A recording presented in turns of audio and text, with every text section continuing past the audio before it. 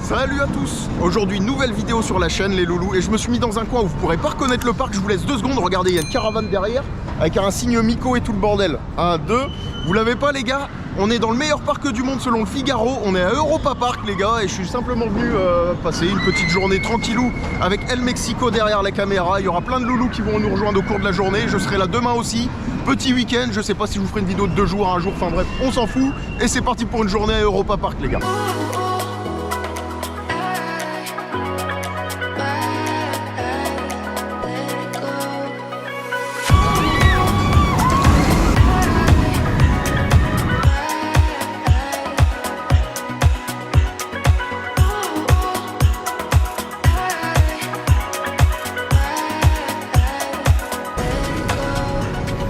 C'est tout pour ma gueule les gars, regardez encore une fois, comme d'habitude, bon enfin bref.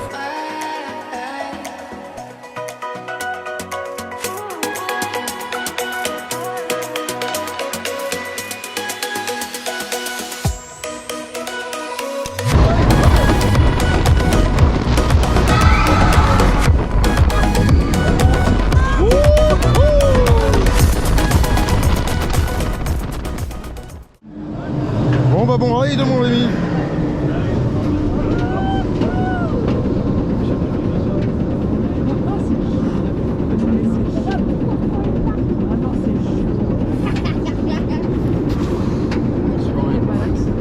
Ouais je sais. Machine de fou. Ça déchire un Candymonium ou un Fury et tout ce qui va bien. Ah ouais là t'es dans le look ça. Il y a du monde, hein, le parking il est blindé. Le deuxième aussi. Ah ouais.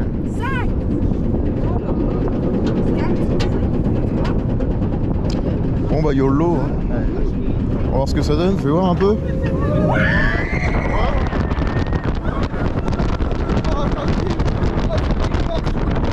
Ah c'est dégueulasse.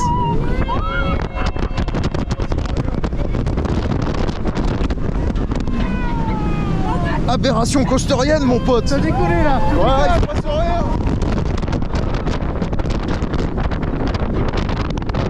Ça vibre. Waouh. Éclaté.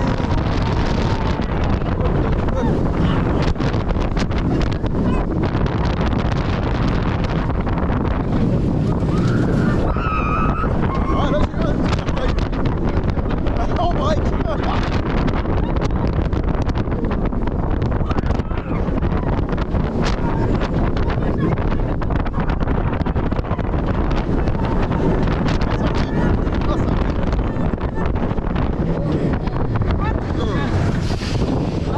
Bon les gars, je sors de Silverstar Hyper Coaster BM, vieille mémère qui a 20 piges à peu près. Il a à peu près l'âge de ma dernière visite à Europa Park les gars, parce que moi, dernière visite 2012 les mecs, après le dernier coaster du parc, j'étais plus revenu après tellement c'était éclaté. Enfin bref, Silverstar les mecs, et bah Silverstar j'ai pas grand chose à vous dire. La first drop, l'angle d'inclinaison de la first drop est beaucoup trop ample, donc ce qui fait que...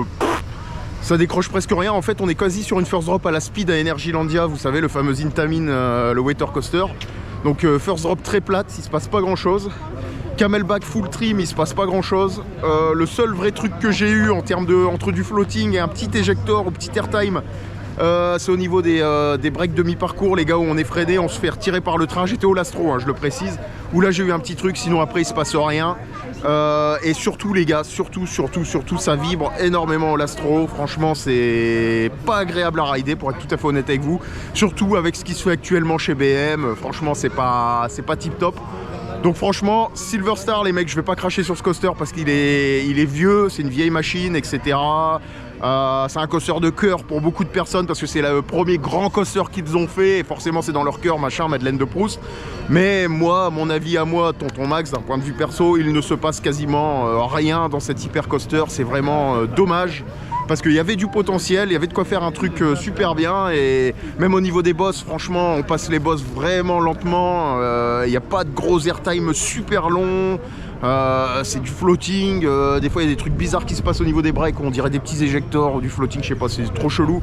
Enfin bref, un coaster qui ne restera pas dans les annales, comme il dirait l'autre, dans mon cœur les gars. Et puis voilà tout les gars, il se passe rien d'un point de vue layout, d'un point de vue technique, je vais pas débattre là-dessus les mecs, il n'y a pas grand chose à dire sur ce coaster. Putain, tu vas avoir des gros problèmes toi. Bon les gars, on est devant Euromir, et vous l'avez compris, aujourd'hui, enchaînement d'on-ride les mecs, donc on va aller se mettre Euromir directement. Allez, c'est parti.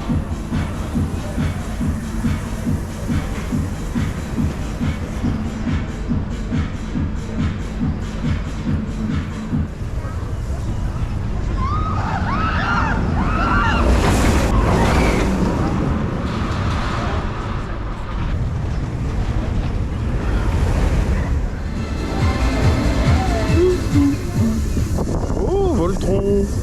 Voltron, Voltron. Ah, il fait moins chaud. Hein. Voltron, Voltron. Non, là ça va partir. Voltron, Voltron.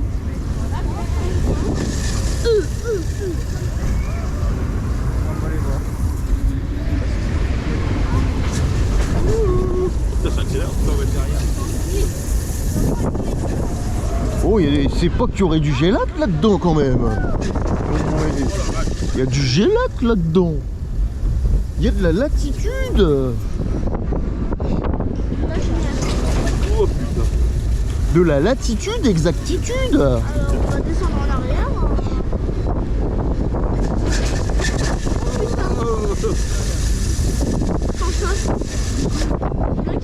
C'est parti mon kiki. Oh, oh, oh, oh, la vache, ça rage.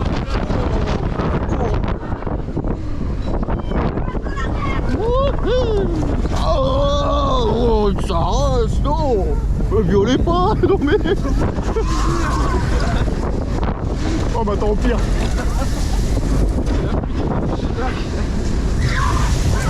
Oh, non, ça va. Oh, ça rase. Merde.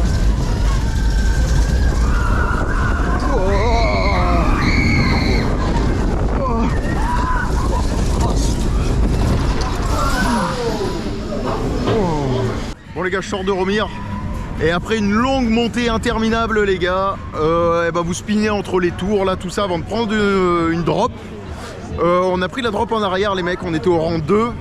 Et clairement ça jerk de ouf, je me suis fait démonter la gueule, un truc de ouf. Après bah, c'est pas confort, donc le ride est gâché par le manque de confort de ce coaster. Alors je sais pas de quand ça date les mecs. Dans mes souvenirs, c'est-à-dire en 2012 les gars, c'était dégueulasse. En termes de confort hein, bien sûr, et là c'est toujours autant dégueulasse. Ça vous fracasse les gars, et surtout il y a du jerk dans la first drop là. Waouh, waouh, waouh, waouh, calme-toi petit Euromir, calme-toi. Mais bon, enfin bref, hormis ça les gars, pas confortable. La montée est très très longue dans le noir, il se passe pas grand chose et c'est super long. Vous avez cette musique là qui vous reste dans la tête pendant 3 minutes. Après d'un point de vue coasterien les gars, il se passe rien. Je pense que c'est un des pires spinnings que j'ai fait avec les modèles SBF. Voilà, rien de plus à dire les mecs. Putain, tu vas avoir des gros problèmes toi.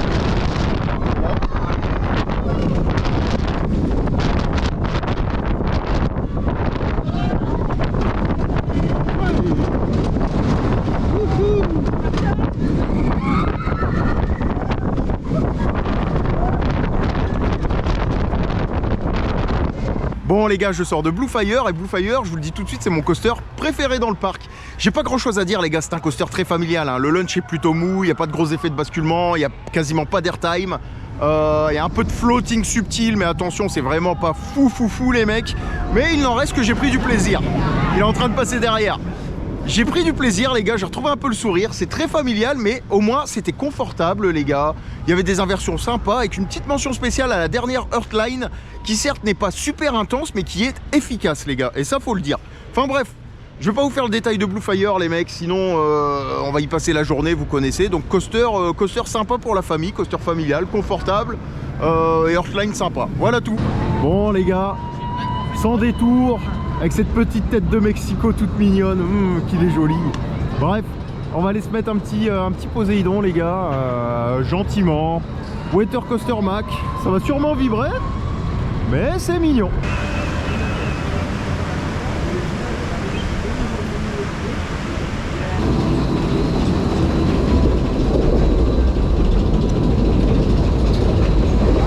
Décoller ton dos, sinon tu vas te faire mal. C'est vrai? Ouais. Ah ouais d'accord, ouais. Je comprends pourquoi.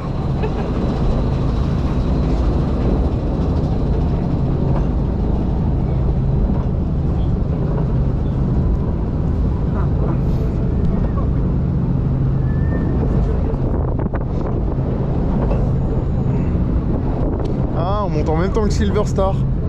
Ça c'est cool.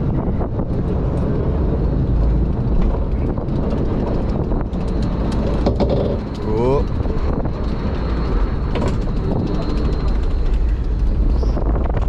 Ah ouais d'accord.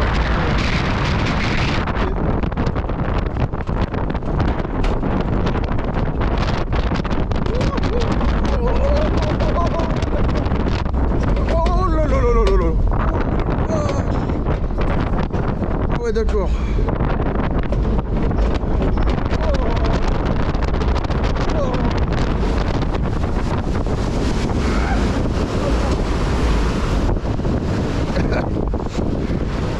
Ça va à peu près.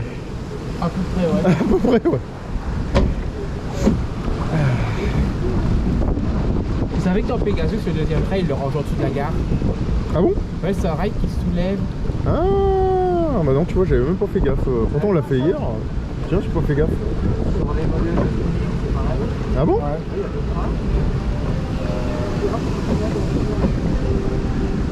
C'est comme à l'ancienne sur Arrow en fait. Arrow, il faisait ça. Il rangeait les trains sous la gare. Ça se fait encore d'ailleurs. Dans l'ascenseur. Ouais, ouais. C'est aussi à Overland sur les wings. Ok, je savais même pas ça les gars. Vous m'avez appris un truc là. Ouais, Je suis à Arrow, ça se faisait, je connaissais, mais. T'as une séparation et c'est. Ok.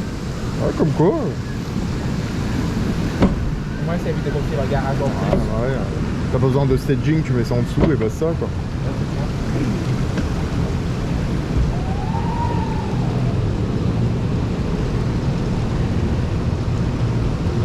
La croisière s'amuse. La croisière se fait mal. La croisière, ouais, la croisière se fait mal. En tout cas, elle m'a bien fait mal dans la première partie là déjà. Ouais.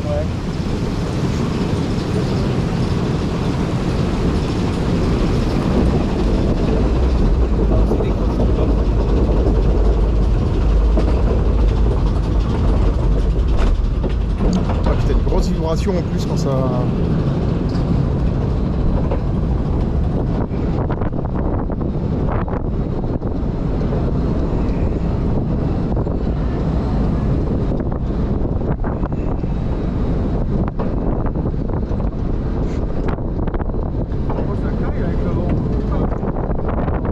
Tu aurais un superbe manteau Energylandia, tu n'aurais pas froid. Non, on fait ça en même temps qu'il Star. Sympa, on est encore en même temps. Ouais. Bon, est-ce que je... Dans la grotte. Ah! Allez, je prends la pause parce que c'est vous.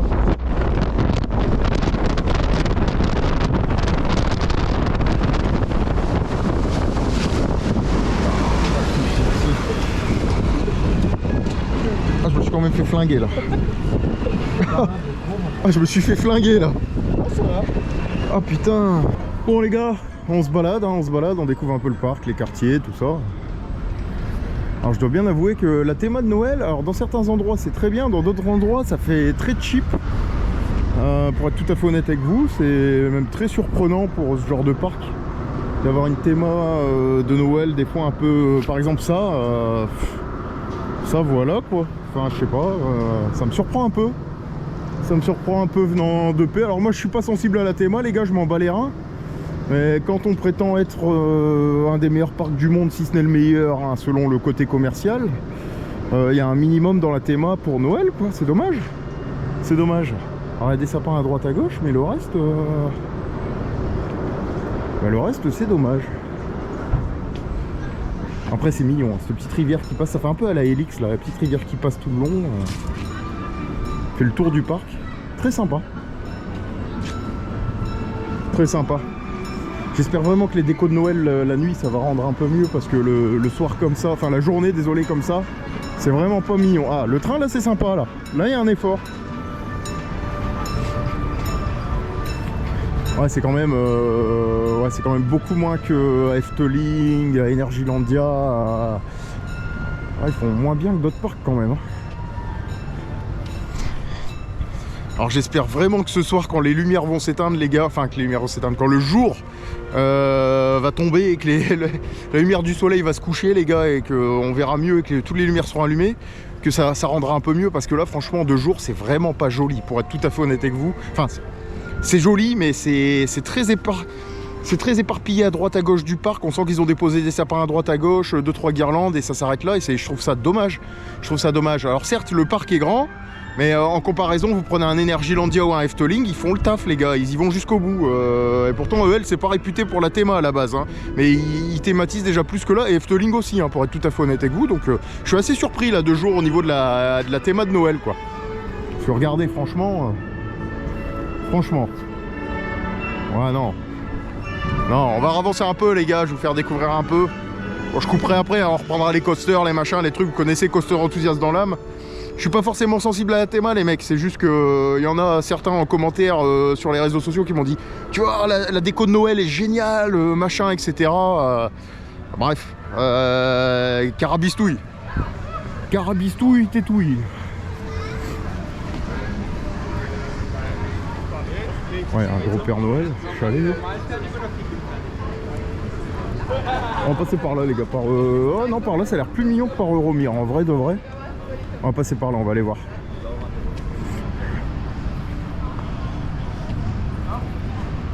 Oh, en fait, il n'y a que des sapins, quoi, c'est tout. Il y a des sapins, des guirlandes. Et ils ont mis des espèces de trucs ouais, en bois là pour tenir leur déco. Ouais, non, c'est pas.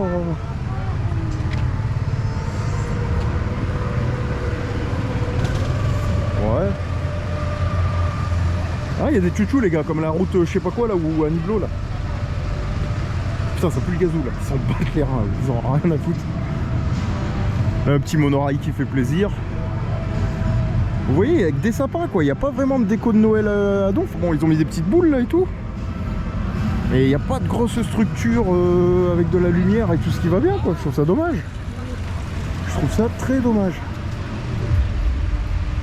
Ouais, vous voyez, un petit effort, ouais, ils ont mis des boules de Noël en rotin ou je ne sais quoi avec des LED dedans. Mais c'est... ouais, il y a une promo sur les sapins chez Ikea, quoi. C'est ça, en vrai. Alors le but, c'est de pas être médisant, les gars. Hein. C'est juste que... faut être très honnête, les fans d'Europa Park, les fans hardcore, ils sont pas appréciés dans la communauté parce que c'est des gens toxiques. Et ils ont tendance à survendre les choses, etc. Et bah là, je pense que leur événement de Noël est survendu, je pense.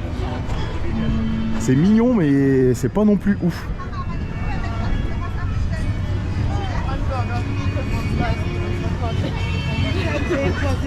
Ouais, c'est mignon mais c'est pas ouf, c'est ça la conclusion du truc. Là c'est une espèce de bateau les gars, là c'est bien, là il y a une statue, là, leur mascotte là. Ils ont mis des petits cadeaux, des petits trucs, ok. Là on y est. Il faut faire 3 km dans le parc pour tomber sur ça les gars. Tu vois ce que je veux dire? Enfin vous voyez ce que je veux dire? Bref, je vais couper là les loulous, mais je trouve ça un peu survendu. Alors je sais qu'il y a les fans toxiques, hardcore de paix qui pensent que c'est le meilleur parc du monde, qu'ils ont les meilleurs coasters du monde, qu'ils ont la meilleure bouffe du monde, qu'ils ont les meilleurs pavés du monde, les meilleurs machins. On s'en branle, eux de toute façon ils gicleront sur la vidéo direct, premier commentaire, EP machin, boum. Mais ce que je veux dire par là, c'est que bah, c'est la surcote. C'est la surcote, faut être tout à fait honnête, au niveau de l'événement de Noël, c'est surcoté. Je voulais pas être méchant avec ça, mais ça casse pas 3 pattes à un canard quoi, au niveau de la théma pour Noël. Hein. Beaucoup de parcs font beaucoup mieux en Europe. Pas besoin d'aller très loin, vous allez à Efteling, vous allez à Energylandia, vous allez à Liseberg. Vous aurez une meilleure théma de Noël qu'ici, quoi, malheureusement. Alors, c'est full sapin, là, il n'y a pas de problème, c'est full sapin, les gars. Mais hormis ça, pour trouver de la vraie théma de Noël, de la déco, de la sculpture, des statues, vous savez, les statues en ferraille, là, illuminées, tout ça, bah, il n'y a pas. Y a pas. Donc, un peu dommage à ce niveau-là. Un grand merci aux loulous, ils se reconnaîtront, qui m'ont dit ouais Max, ça déchire l'événement de Noël à Europa Park, c'est thématisé de ouf et tout. Je vous retiens les gars, la prochaine fois me donnez pas de conseils. Et puis voilà, il n'y a que de l'amour, c'est tuning. Si tu débarques, c'est tuning mon pote, hein. Moi je suis nature peinture balèque, hein. Toi-même tu sais. Mais et c'est dommage, parce qu'hormis ça, je passe une bonne journée pour l'instant, je kiffe avec les potes et tout. Mais au niveau de la théma, on me l'a survendu, comme on m'a survendu certains coasters, hein. Il y en a certains là dans hein, les loulous là, vous m'avez survendu des coasters encore pareil. Bref, on passe à la suite. L'attention du détail, les gars, elle est quand même vraiment pas mal, hein, mine de rien. Très joli, très sympa, très mignon. Belle hauteur sous plafond pour Stéphane Plaza. Non, moi je valide de ouf. Hein. Les petits tableaux au Potter là. Non, sympa. Sympa. Bon les gars, je vous ai pas filmé la séquence, juste un peu la file d'attente, mais je sors de Voletarium. Voletarium qui a un Flying Theater, donc un petit simulateur signé Vekoma les gars, et je vais être très honnête avec vous. Je sais que beaucoup l'aiment, mais moi c'est un Soaring à Epcot, version cheap. Ce qui m'a énormément dérangé, c'est que j'étais au dernier rang, donc tout en haut, au dernier étage les gars, et que je voyais le plafond plus que l'écran. Et ça me dérange, on n'était pas dans une sphère. Donc ça faisait un effet, ça gâchait l'immersion, donc ça faisait vraiment très cheap, et une copie cheap de Soaring. Également au niveau des transitions pour le film qu'on voit là, c'est un peu comme Soaring où on survole des pays, des villages, des machins, des trucs, mais les transitions sont parfois ratées. Sinon hormis ça, il y a du bon quand même les gars. Au niveau des odeurs, au niveau de la fumée qui vous vient dessus. C'est plutôt pas mal, ça reste assez immersif quand même si on voit le toit et que c'est un peu chiant. Au niveau du son, j'ai été déçu aussi parce que le son vient d'en bas, on n'a pas un son surround autour de nous qui vient des nacelles, etc. Donc on est vraiment sur une version, je suis désolé de le dire, alors attention les fans de paix, tout ça, quittez la séquence maintenant, mais on est sur une version bas de gamme de ce qui se fait à Epcot au niveau de Soaring, parce que c'est une copie de Soaring, hein, en plus petit, en moins bien fait, en moins immersif, machin, etc. Donc moi ce qui me dérange le plus les gars, c'est l'écran, vous êtes au dernier étage, vous voyez plus le toit que l'écran, ça c'est inadmissible sur un Flying Theater. Un bon Flying Theater, vous avez un écran sphérique et vous voyez l'écran aussi au-dessus quoi.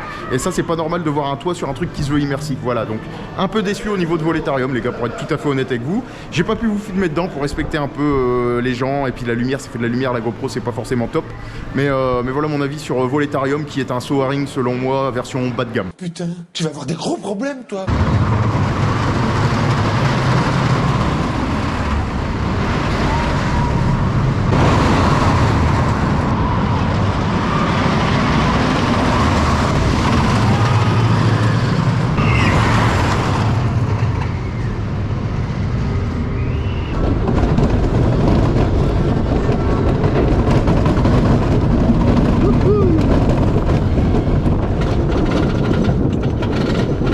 Ça va, t'as pas le gros à-coup dans le lift. En 2017, c'est à cause de ça que la chaîne elle a pété. Ah ouais, c'est pour ça que je dis ça justement, c'est que ça casse après derrière.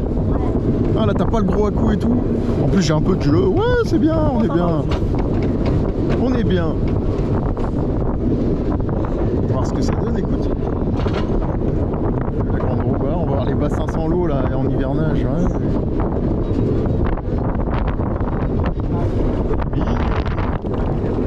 Eh bah bon ride Lucas.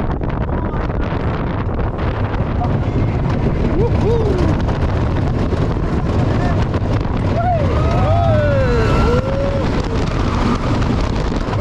Ah, sympa, ouais.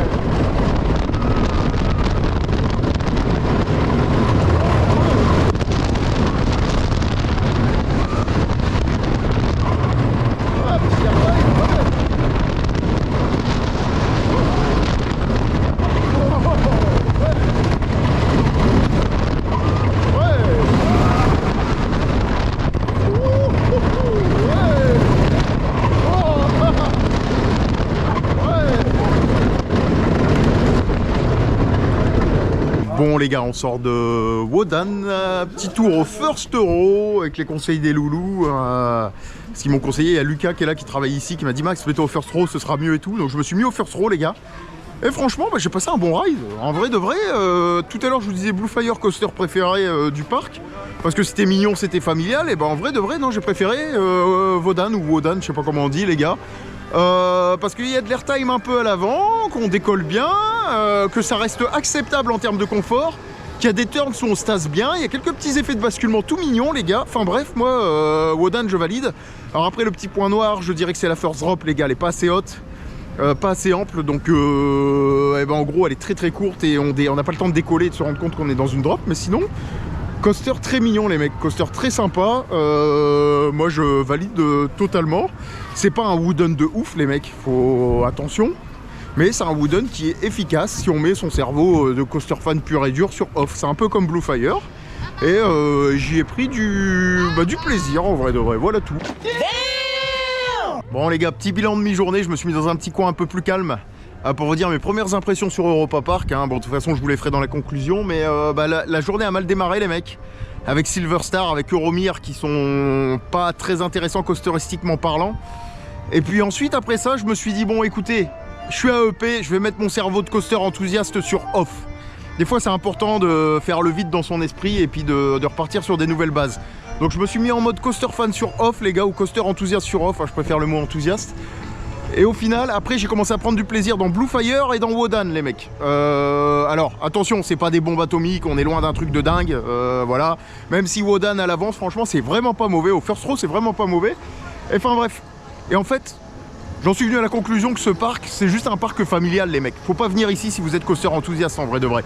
C'est juste ça la réflexion qu'il faut se faire, faut venir cerveau sur off, vous êtes entre potes et vous kiffez entre potes, vous passez un beau moment et basta. Si vous voulez de la sensation, faut aller ailleurs les gars, ça c'est clair et net. Après il y a quelques petites déceptions quand même, par exemple on a fait Volarium, la Volaterium, Volarium, par exemple clairement ça c'est surcoté. Tout le monde dit c'est super immersif, tu vas voir Max, c'est génial, c'est le meilleur simu qu'on a fait, machin, etc.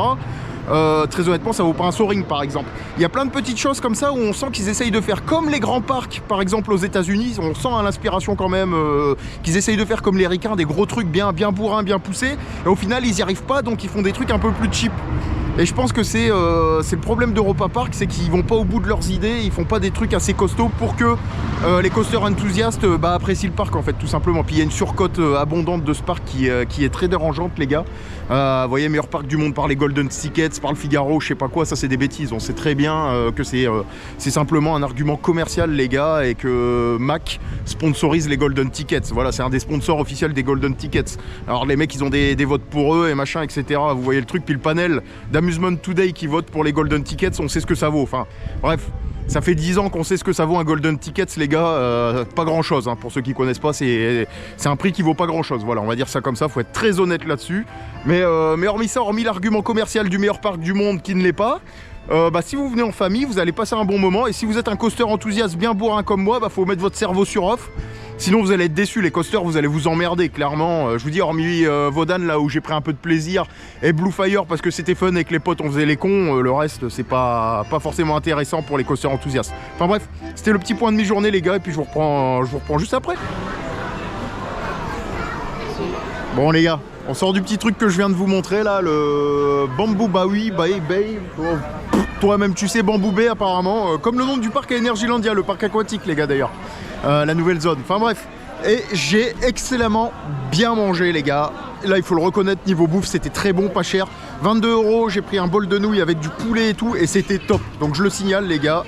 Valeur sûre, franchement j'ai très bien mangé sur ce coup là. Europa Park, bravo, voilà, faut le reconnaître quand c'est bien les gars, et là j'ai très bien mangé. Enfin bref, c'était le petit message, et là on va aller se mettre Piraten in Batavia les mecs là. Ce truc là avec les bateaux et tout ce qui va bien. Et puis voilà, je vous reprends juste après dedans. Allez, c'est parti.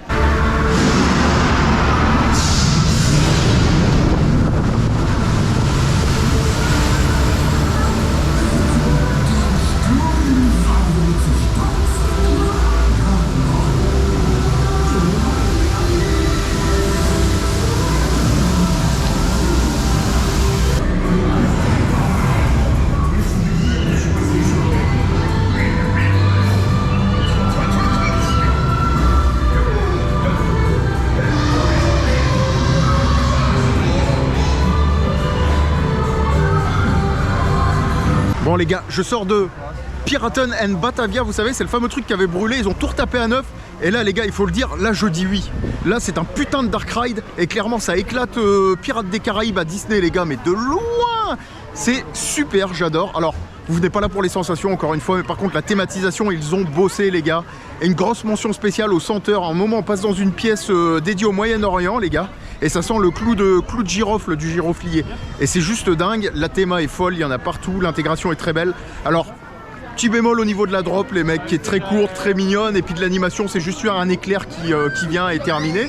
Mais sinon le reste c'est très bien intégré, les animatroniques sont bien, ça fait pas dégueulasse. La bande son est bien, enfin bref, je valide totalement Piraten in Batavia les gars, version 2023, hein, parce qu'on est en 2023 maintenant.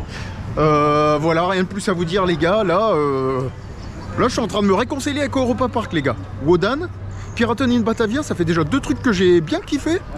On va continuer notre journée les mecs, alors il commence à pleuvoir, c'est un peu la merde. Mais pour l'instant, je commence à me réconcilier petit à petit avec Europa Park. Alors attention, niveau sensation les gars, faut être très honnête, c'est éclataxe. Si t'es coaster fan, faut pas venir là les gars, hein, clairement, parce que t'en auras pas pour ton argent. Mais niveau animation, intégration, ambiance, atmosphère, pour l'instant ça va, franchement. À voir dans la suite les loulous, mais Piraten in Batavia en tout cas, je valide. Enfin bref, on passe à la suite les loulous.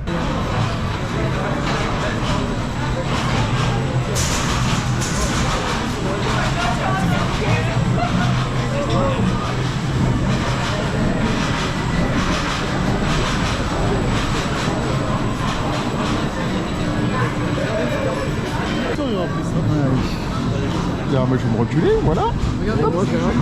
Et on est bien. Vous voulez pas à l'extérieur? Bon, Bon ride hein. c'est pas comme s'il y avait des effets de basculement là-dessus. Non mais la vitesse à l'extérieur elle est mieux. Ah ouais, bon. Ah sa mère. Oh j'ai peur. Vitesse du lift maximale.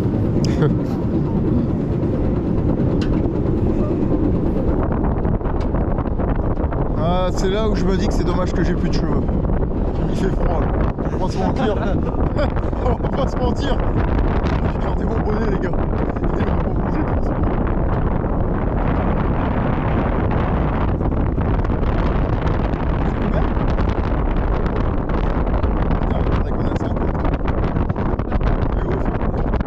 C'est ouf. Bon allez, bon ride les loulous. Bon ride. Gelons-nous les couilles dans les bois comme il dirait l'autre.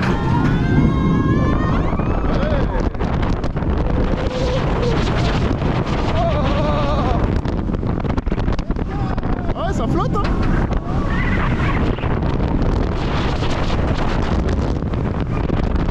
Ouais.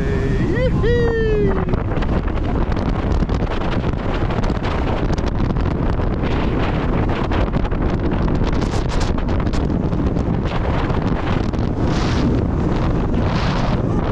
Ah, c'était bien.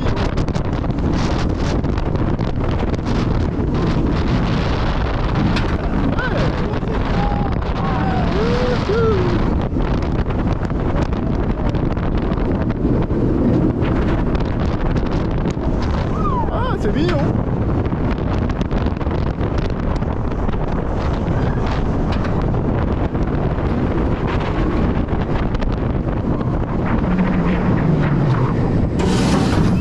Je préfère à l'avant et de loin. Il a chauffé, c'est pour Ah ouais, je préfère à l'avant. ça. En même temps, vous l'avez fait en début de journée. Un froid, j'avoue. Bon les gars, la nuit est tombée. Il est temps pour moi de faire la conclusion de cette vidéo, de ce vidéogramme de qualité qualitative. Et la conclusion sera très simple les gars. Parc familial, si vous venez, mettez votre cerveau de coaster enthousiaste sur off. Il y a du bon, il y a du moins bon. Les coasters sont pas tip top. Hormis Wodan qui se défend plutôt pas mal, on va dire ça comme ça. Pour le reste, voilà, ça reste dans la moyenne de ce que peut proposer un parc familial, faut être tout à fait honnête. Voletarium, petite déception. Voilà, donc mettez simplement votre cerveau de coaster enthousiaste sur off. Et est-ce que ça vaut réellement sa place de meilleur parc du monde? Eh ben non, clairement pas. On connaît tous les votants de ce genre de panel, on sait tous ce que ça vaut, donc on n'est pas sur le meilleur parc du monde. Parole de tonton, c'est garanti.